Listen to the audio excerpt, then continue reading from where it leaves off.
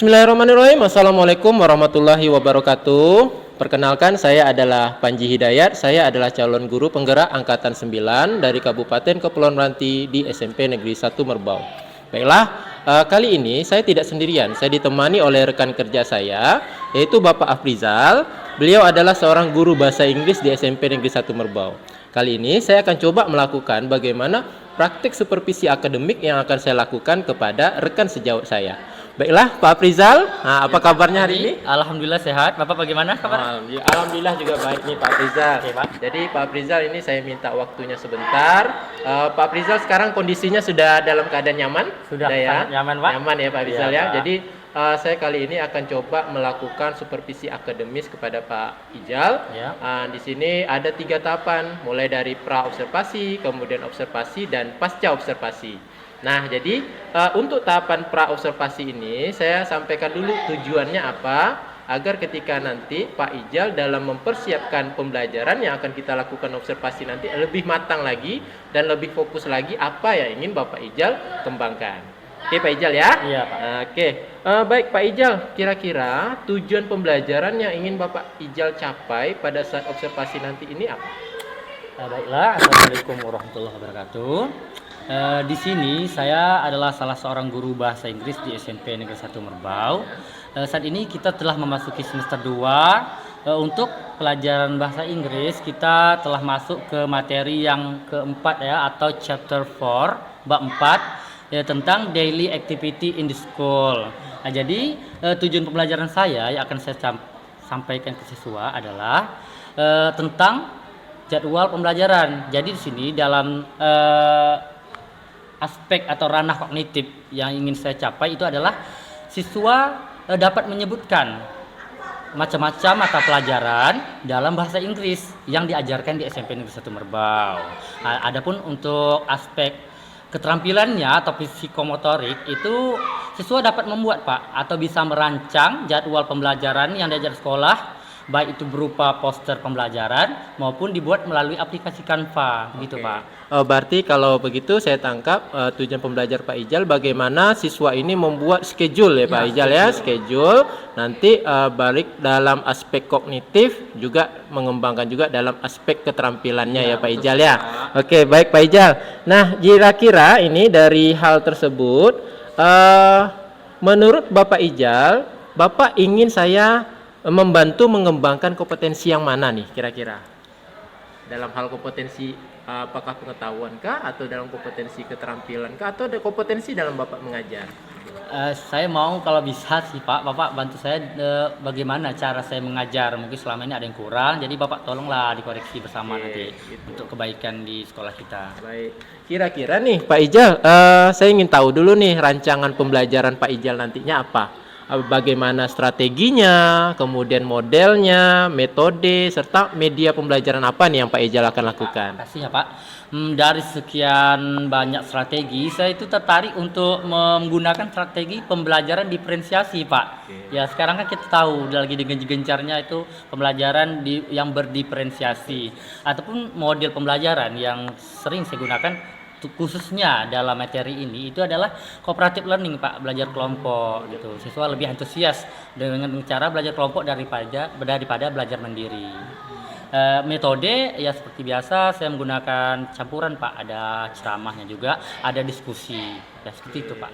Kalau media saya sering menggunakan media baik itu berupa menggunakan proyektor, menggunakan laptop tentunya ya, juga menggunakan beberapa aplikasi seperti aplikasi Canva dan media-media online lainnya Pak.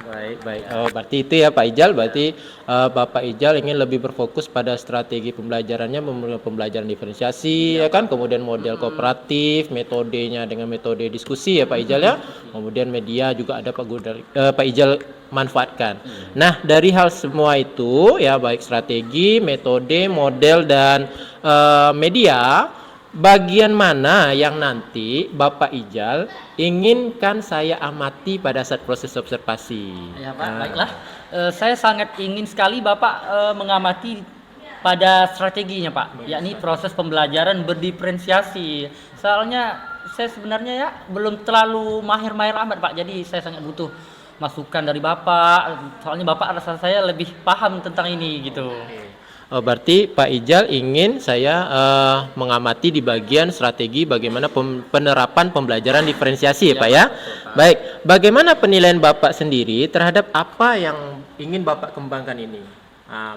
Apakah memang penerapan pembelajaran diferensiasi itu sekarang ini Bapak bagaimana? Kalau kita buat skala nilainya lah dari 1 sampai 10, kira-kira menurut Bapak penerapan Bapak dan pembelajaran diferensiasi bagaimana? Iya, kalau boleh jujur Pak, paling dari 1 sampai 10 itu 6 lah Pak kira-kira 6 Pak. ya? Iya, Oke. masih banyak lagi tertinggalan yang Berarti Bapak harus saya pelajari lebih Bapak lanjut. mengharapkan bisa nanti mencapai nilai skala 10 ya Iya, Pak ya? maksimal Oke, 10 Pak. Ya, baik. mudah-mudahan. Nah, Pak. mudah-mudahan ya Pak Iya, ya. amin. Nah, baik itu nanti akan saya amati pada saat proses observasi ya.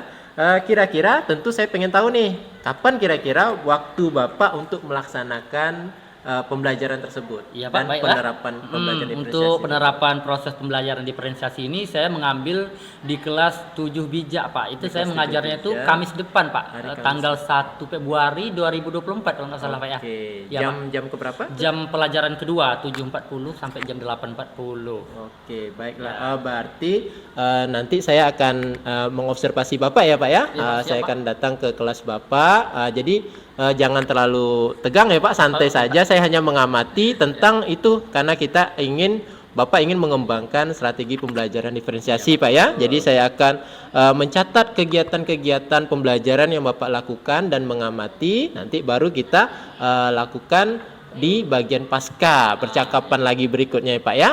Saya nanti akan mencatat, nanti di bagian pasca kita bertemu lagi ya Pak ya.